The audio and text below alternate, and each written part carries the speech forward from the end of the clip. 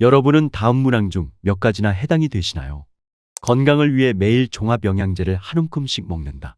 저녁 6시 이후 금식이 좋기 때문에 배가 고파도 무조건 참는다. 건강을 위해서는 무리가 되더라도 매일 운동한다. 이 문항들이 모두 맞는 얘기 아니야 라고 생각이 되시나요? 우리가 일상생활에서 자주 접하는 건강 정보들을 보면 건강에 안 좋은 것은 최대한 피하고 건강에 이로운 것을 꾸준히 하는 것이 옳다는 생각이 드는데요. 하지만 나이가 들수록 이것은 사실이 아닐 수도 있습니다. 오늘은 우리가 평소 알고 있었던 일반 상식과는 많이 다른 이야기를 해보려고 합니다. 우리의 수명에는 기대 수명과 건강 수명이 있습니다. 우리나라의 기대 수명은 남성 80.6세, 여성 86.6세고요. 건강 수명은 남성 71.3세, 여성 74.7세입니다. 이것을 기초로 기대 수명에서 건강 수명을 빼면 남성은 약 9년, 여성은 약 12년가량을 건강하지 않는 상태로 고생하다 죽어간다는 얘기가 됩니다. 이 기간은 다른 사람의 도움을 필요로 하는 시기로 누군가의 도움이 없으면 식사도 힘들고 외출도 힘듭니다.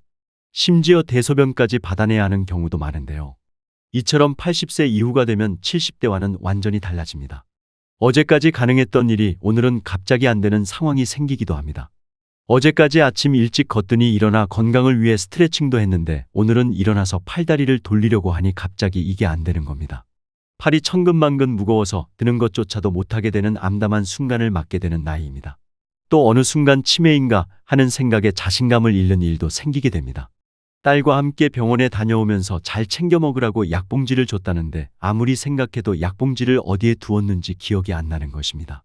심지어 약봉지를 받았던 기억조차 없는 난감한 상황을 맞이하는 것이죠. 그리고 배우자나 가까운 사람의 죽음으로 고독이나 절망에 사로잡히는 시기이기도 합니다. 어제까지만 해도 건강은 안 좋았지만 매일 같이 밥도 먹고 이런저런 얘기를 나누던 남편이 아침에 일어나니 갑자기 숨을 쉬지 않습니다. 그렇게 정신없이 장례를 치르고 나서 어느 순간 혼자 남게 된 집안이 이렇게나 고요하고 쓸쓸하다는 걸 깨닫고 덜컥 두려움을 느끼게 되기도 합니다. 이처럼 80세의 두터운 벽을 제대로 넘지 못하면 노년의 생활은 말 그대로 지옥이 되는 건데요. 35년간 약 6,000명 이상을 진료한 일본 최고의 노년 의학 전문가인 와다 히데키가 쓴 80세의 벽이라는 책에 의하면 일반적인 상식과는 다르게 노년의 현실은 우리의 기대와는 다르고 잔혹할 수 있다고 합니다. 그래서 오늘은 이 책의 내용을 참고하여 80세의 벽을 잘 넘을 수 있는 방법 5가지를 소개해 드리겠습니다. 오늘 내용은 80대의 우리 부모님들 뿐만 아니라 앞으로 80세를 맞이하게 될 현재 60대 분들에게도 분명히 도움이 될 것입니다. 1. 악처 한 명이 10효자보다 낫다. 일본 에이메 대학 연구팀이 한 농촌에 거주하는 60에서 84세 노인들을 4년 이상 조사한 결과 남성은 부인이 없는 경우의 사망률이 부인이 있는 경우보다 무려 80%나 더 높은 것으로 나타났습니다. 반면 여성은 남편이 있는 경우의 사망률이 남편이 없는 경우보다 더 높은 것으로 나타났죠. 한마디로 남자는 아내가 있어야 오래 살고 여자는 남편이 없어야 오래 산다는 이야기입니다. 이는 남자들에게 결혼은 장수의 요인이 되고 배우자와의 사별은 단명의 요인이라는 뜻인데요. 적어도 남성 장수자에게는 효자 10명보다 악처 1명이 낫다는 옛말이 사실로 적용되는 것입니다. 뿐만 아니라 실제로 재산이 있는 사람이 노후에 재혼을 하고 싶다고 자식들에게 얘기하면 자식들은 대부분 반대를 하는데 반대로 재산이 없는 사람이 노후에 재혼을 하고 싶다고 하면 자식들은 대부분 찬성을 한다고 합니다. 왜 그럴까요? 재산이 있으면 자식들은 어차피 상대방이 결혼하려는 목적은 재산이라며 반대를 한다는 건데요. 이것은 자신에게 돌아올 유산의 몫이 줄어들 것이라는 계산 때문입니다. 반대로 재산이 없으면 외롭지 않게 행복한 노후를 보낼 수 있으니 잘 됐다며 축하한다고 합니다. 물론 실제 축하하는 마음도 있겠지만 머릿속으로는 아버지나 어머니가 질병 등으로 돌봄이 필요하게 될 경우 그 고민을 덜 수 있겠다는 계산도 함께 들어있기 때문인 것이죠. 그래서 아무리 자식이 효도를 한다고 해도 배우자만 못하다는 건데요. 내가 힘들고 외로울 때 지켜주는 사람은 옆에 있는 배우자지 멀리 떨어져 살면서 가끔 한 번씩 얼굴만 내비치는 자식들이 아니라는 것입니다. 이것이 미우나 고우나 배우자가 살아있을 때 서로에게 최선을 다하며 잘 지내야 하는 이유겠죠. 2. 80세 이후에는 건강검진을 받지 말자. 다음은 핀란드에서 행한 실험으로 생활습관병을 가지고 있는 1200명을 대상으로 무려 15년 동안 추적 조사를 했다고 합니다. 조사 방법은 먼저 1200명을 두 그룹으로 나눴습니다. 그래서 한 그룹은 의료를 방치하고 한 그룹은 의료를 개입해 관찰했죠. 의료를 방치한 그룹은 건강검진은 물론 의사의 진찰도 받지 않았고 이와는 반대로 의료를 개입한 그룹은 적극적으로 건강검진도 받고 몸 상태가 안 좋으면 의사의 의료학적인 지시를 따르게 했습니다. 이렇게 극명히 대비되는 삶을 살게 된 두 그룹을 15년 동안 지켜본 결과는 어땠을까요? 방치그룹은 사망자가 46명이, 개입그룹은 67명이 나왔습니다. 그런데 결과가 좀 이상하지 않으신가요? 이와 같은 경우 보통 방치그룹의 사망자 수가 훨씬 많을 거라고 생각하게 되는데요. 그런데 이 조사 결과는 당시 서구 의료계에도 큰 충격을 주었다고 합니다. 우리가 상식적으로 생각하는 것과 정반대의 결과가 나왔기 때문입니다. 현재 미국과 유럽에서 건강검진을 국가 의료 건강정책으로 채택하고 있는 나라는 존재하지 않는다고 합니다. 특히 매년 동일한 항목을 지속적으로 검진하는 나라는 전 세계에서 한국과 일본 정도밖에 없다고 하는데요. 80대를 목전에 두고 건강검진을 받아보면 정상으로 나오는 수치보다 비정상으로 나오는 수치가 더 많은 것이 일반적입니다. 건강검진에서 정상 수치라는 것은 평균치에 가깝다는 얘기인데요. 이 정상 수치라는 것은 남녀에 따라 다르고 환경이나 체질, 나이에 따라 다르고 생활 습관에 따라서도 다른 것입니다. 어디까지가 정상이고 어디까지가 비정상인가가 문제가 아니라 정상 수치에도 건강에 문제가 있는 사람이 있고 비정상 수치에도 건강에 전혀 문제가 없는 사람도 있다는 것입니다. 우리가 일반적으로 80대에 암 진단을 받으면 바로 수술을 하는 경우가 많은데요. 아이러니하게도 그렇게 수술을 하고 나면 암은 치료가 되더라도 이전의 정상적인 생활을 못하게 되는 경우가 많습니다. 몸 상태가 그 수술을 견딜 만큼 건강하지 않은 상태에서 수술을 하니 암세포는 없앴더라도 건강이 나빠져서 그때부터는 누워서 지내게 되는 것입니다. 그런데 나이가 80이 넘으면 신체 활동이 더디기 때문에 암에 걸렸더라도 진행 속도가 더디고 전이도 거의 되지 않는 편이라고 합니다. 그러니 일상생활에 지장을 주지 않고 고통도 심하지 않다면 수술하기보다는 관리하면서 지내는 것이 노후를 위해 나을 수도 있다는 것입니다. 80대를 목전에 두고 비정상 수치가 나와도 생활하는데 별 무리가 없다면 그게 정상 수치인 것이죠. 비정상 수치가 나왔다고 재검사를 하거나 이 수치를 정상으로 만들겠다고 과다진료, 과다치료, 과다복용으로 이어진다면 오히려 이제까지 잘 버텨준 건강을 잃을 수도 있습니다. 3. 나에게 맞는 의사를 찾자. 의사는 환자의 이야기를 듣거나 전반적인 몸 상태를 다 살펴보는 것이 아니라 검사 결과로 나온 수치만을 보고 판단하고 처방을 하게 됩니다. 혈압이 높으니까 당 수치가 높으니까 콜레스테롤 수치가 높으니까 하면서 이런저런 치료를 하고 약을 처방하게 됩니다. 심지어 조그만 혹이나 암, 종양이 발견됐다면 수술을 받아야 한다며 장기 일부를 잘라내기도 하고요. 70세까지는 그럭저럭 체력이 있으니까 버틸 수 있지만 80세 전후가 되면 이렇게 무리하게 약을 먹고 수시로 수술대에 오르는 것은 오히려 남아있는 체력마저 소진시키고 수명을 단축시키는 요인이 됩니다. 그래서 80대가 되면 나와 잘 맞는 의사를 찾는 것이 무엇보다 중요합니다. 특히 가장 중요한 병의 진단에 따른 치료 및 예후에 대해 답변을 피하거나 애초에 이를 설명하지 않는 의사는 좋은 의사가 아닙니다.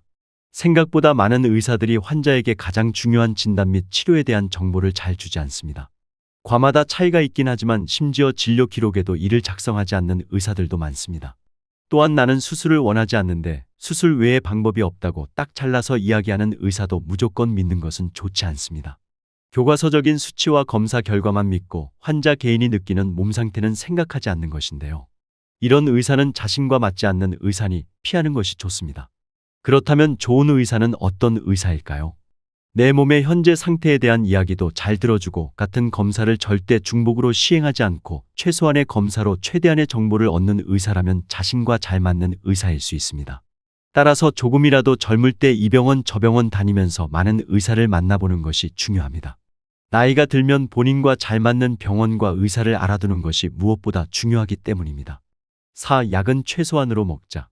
우리가 평소 병원에 가면 내과, 외과, 흉부외과, 안과, 신경외과 등 각 과마다 해당 전문의가 진료를 하고 또 거기에 알맞다고 하는 약을 처방하게 됩니다. 처방을 잘 할수록 약의 숫자와 양은 점점 많아져서 한 번에 먹게 되는 양이 많아지게 되는데요.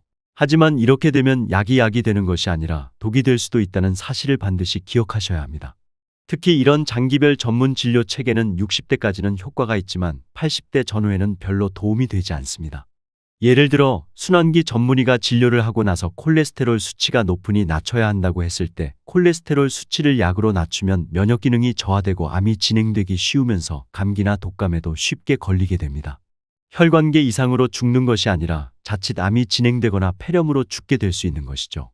혈압이 높다고 혈압을 낮추는 약을 먹게 되면 80대에 좁아진 혈관 속으로 혈액이 제대로 순환하지 못하게 되는데요. 혈액을 통해서 흐르는 산소와 영양분이 전신세포 골고루 전달되지 못하다 보니 특히 뇌가 저산소, 저혈당 상태가 되어 위험해질 수가 있는 것이죠. 이처럼 80대에는 혈압과 혈당치가 높다면 다소 높은 상태로 유지하는 것이 오히려 건강에 좋을 수 있습니다. 약은 필요할 때 필요한 양을 최소한으로 먹으면 됩니다.